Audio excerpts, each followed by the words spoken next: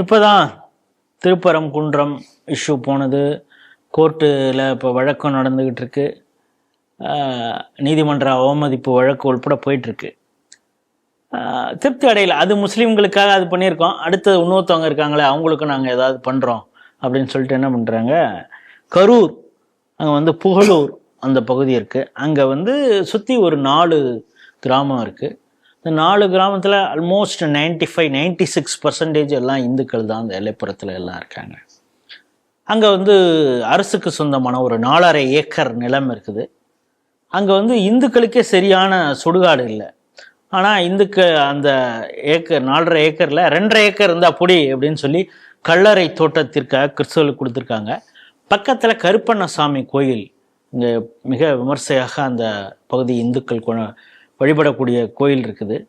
இப்போ நீங்கள் வேணும்னே வம்பு இழுக்கணுங்கிறதுக்காகவே அவங்களுக்கு இதை கொடுக்குறீங்களா அப்படின்னு சொல்லி ஊர் மக்கள்லாம் திரண்டு போய் கரூர் கலெக்டர்கிட்ட மனு கொடுத்துருக்காங்க.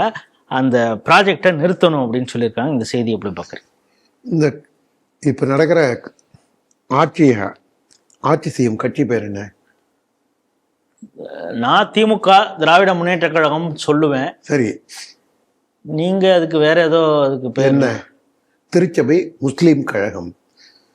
திருச்சபை முஸ்லீம் கழகங்கிறது அது திமுக கிறிஸ்தவர்களுக்கும் இஸ்லாமியர்களுக்கும் அடிமை சாசனம் எழுதி கொடுத்துட்டாங்க.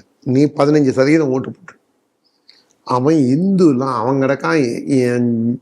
ஜுஜுபி பக்கரமா ஏதோ யோசிக்காது, ஜுஜுபி இவனுங்க அப்படின்னு சொல்லி அவங்கள நம்ம ஊர் பகுதியில சொல்றது மாதிரி நீங்க சொல்லிடுவீங்களோ, அது கம்யூனிட்டி ஸ்டாண்டர்டுக்கு பிரச்சனை ஆயிடுமான்னு நான் நினைச்சேன். அது என்னன்னு எனக்கு புரியலன்னு வச்சுங்க. ஏதோ சொல்றீங்க, நீங்க வாயை மட்டும் அசைக்கிறீங்க, எனக்கு அதான் தெரியுது காதுல விழ. அங்க அதனால நான் திருப்பரங்குன்றத்துல அவங்களுக்கு நிறுத்திட்டேன் நீங்க சொன்ன மாதிரி. அதே மாதிரி இதுலயும் அந்த இன்னொரு கருப்பண்ணசாமி கோவில் திண்டுக்கல், அங்கேயும் வண்டு கருப்பண்ணசாமி, அங்கேயும் நான் அன்னதானத்தை நிறுத்திட்டேன், அங்கேயும் விளக்கேற்றுறதை நிறுத்திட்டேன், அங்கேயும் கிறிஸ்துவோட கோரிக்கையை இது பண்ணிட்டேன். வாங்க அடுத்தது உங்களுக்கு வேற என்ன செய்யணும், இந்த அப்பா காத்திருக்கேன், இந்துக்களை இம்சை பண்றதுக்குன்னே இந்த அப்பா காத்திருக்கேன் அப்படின்னா அவரு ரெடியா இருக்காருன்னு தெரிஞ்சுக்கிட்டாங்க. நீங்க சொன்ன அந்த சாடிஸ்டிக் ப்ரெஷர், உண்மையான சாடிஸ்ட் திமுக தான். ஏன்னா எங்கேயாவது ஒரு இடத்துல இந்துக்களுடைய கோரிக்கை, அது பழனி கோவிலா இருக்கட்டும், பழனி கோவில் கும்பாபிஷேகமா இருக்கட்டும், தஞ்சாவூர் பெரிய கோவில் கும்பாபிஷேகமா இருக்கட்டும், இல்லை வேற எந்த ஊரா இருக்கட்டும், நீங்க ஆகமங்களா இருக்கட்டும், இந்த ஆகமத்தை அசிங்கப்படுத்துறதுக்குன்னே இருக்கிறது தான் கோவில் கொள்ளைத்துறை. அவனுடைய வேலை கணக்கு வழக்க பார்க்கறது. ஆனா அவன் அந்த ஐயர் எத்தனை மணிக்கு சாமிக்கு படைக்கிறவங்கிறது முதற்கொண்டு அவன் தாங்க. சட்டம் இல்லை, நரிக்கு நாட்டாம கொடுத்தா கடைக்கு 7 ஆடு கேட்குங்கிற கதையா இவங்க எல்லாத்தையும் அட்டூழியம் பண்றாங்க. அந்த 4 ஊர்ல ஆண்டிப்பட்டின்னு ஒரு கிராமம், அங்க கடைசியில அங்கேயே இந்து முன்னணி தான் இந்துக்களுக்கு போராட வாதாட பரிந்து பேச களத்துல நிக்குது. அந்த மக்களே அவங்கள்ட்ட தான் போயிருக்காங்க, வழி இல்ல, வேற வழி. மீதி நேரங்கள்லாம் இல்லைங்க, திமுகல இருக்கிறவங்க எல்லாம் கோச்சுப்பாங்க. பக்கத்து ஒரு பாயோட நாங்க தாயா பிள்ளையா பழகுறோங்க, எங்களுக்கு ரோஸ் மில்கெல்லாம் அவங்க கொடுப்பாங்க, பிரியாணி கொடுப்பாங்க. நான் கடைசியில உங்களுக்கு ஒரு பிரச்சனைன்னா நீங்க எங்களை பெரிய அளவுல கண்டுக்கணும்னு நாங்க எதிர்பார்க்கல, எங்க கடமையை செய்யறோம். கடைசியில இந்து முன்னணி தான் அங்கேயும் களத்துல நிக்குது. அவங்க என்ன சொல்றாங்க, நாங்க 4 ஊர் இருக்கோம், எங்களுக்கு ஒரு சுடுகாடு கிடையாது, நாங்களே 1.5 கிலோமீட்டர் நடந்து போய் அடக்கம் இறுதி காரியங்கள்லாம் செய்யறோம். அப்படி இருக்கும்போது இங்க கிறிஸ்தவர்களே இல்லாத பகுதிகளை கொண்டு ஏன் கொடுக்குறீங்க? அதுதான் திராவிட மாடல், அதுதான் அப்பாவின் ஆட்சி, அதுதான் டோப்பாவின் சிறப்பு. அவங்க இதே சேலம் பக்கத்துல தீவட்டிப்பட்டி அங்க பாங்க இருக்காங்களா என்ன? இல்ல. அப்புறம் ஏன் அங்க பெரிய மசூதி கட்டி அவங்க எதுக்காக வழிபாட்டுக்கு அங்க கொண்டு வரான்? அதோட இல்லாம அந்த மக்களை ஏன் வெளியிலேயே நீ வராதேன்னு போலீஸ் என்ன சொல்லிச்சு? இல்ல அவங்க தொழ போறாங்க, நீங்க வெளில வராதிங்க, பூட்டின வீட்டுக்குள்ளேயே இரு, வெளில என்னொன்னு பிடிச்சி உள்ள வச்சிருவேன். ஏன் சொன்னாங்க? நான் போற போக்குல நான் இது சாடிஸ்ட் ஆட்சின்னு நான் சொல்ல, நல்லா யோசிச்சு பாருங்க.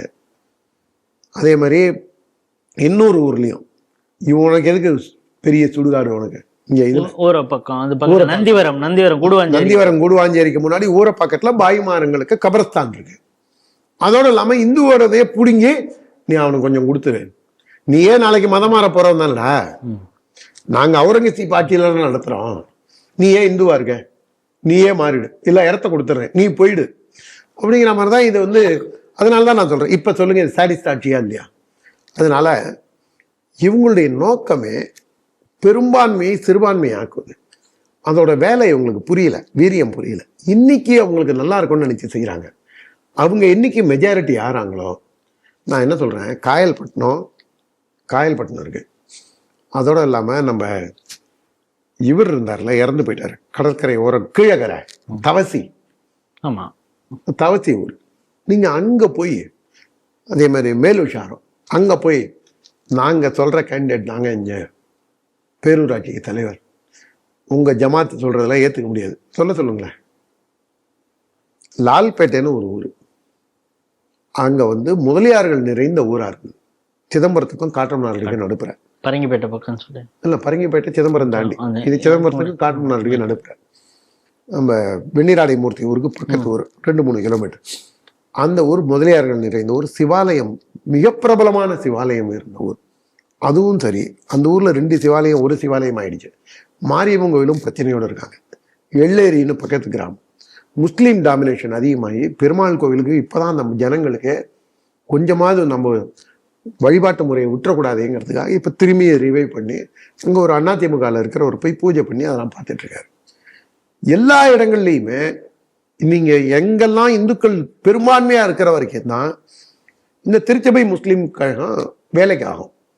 இஸ்லாமியர்களோ கிறிஸ்தவர்களோ பெரும்பான்மை ஆயிட்டா திருச்சபை முஸ்லீம் கழகங்கிற ஒரு கட்சியே இருக்காது.